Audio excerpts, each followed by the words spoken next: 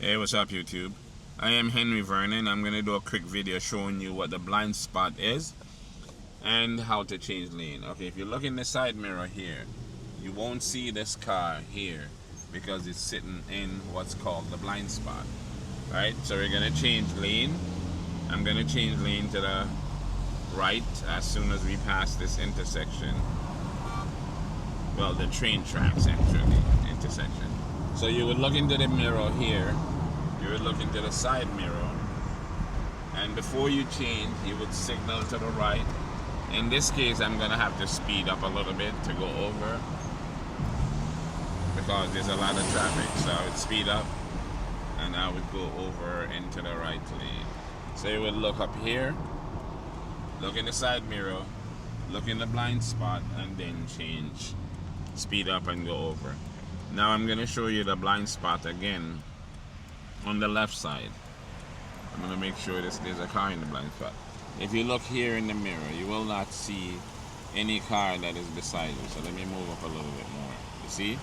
See that car just disappeared? If you look behind you, you will see a black car. But in reality, the car that's beside me is a silver car. Right? So again, you would look here, look there, look in the blind spot.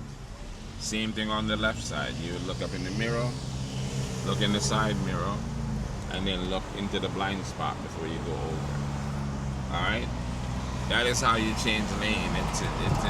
You know, for the most part, you would increase your speed to change lane, because if there's a car in the lane that you're trying to go to make that transition smooth, you definitely have to increase your speed to not mess up the flow of traffic.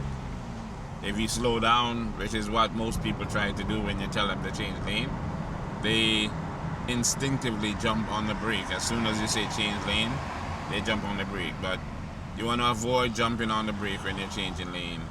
You most definitely need to speed up. Again, I'm going to show you the blind spot. So again, if you look into the mirror here, it shows you the car that is behind you. It doesn't show the car that's beside you. It shows what's behind, right?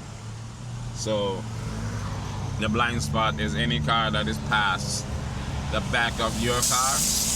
If it's past the back of your car, it'll disappear in your side mirror. So in order to see it, you would literally have to turn your head to the left or turn your head to the right to see whatever car is beside you. Alright?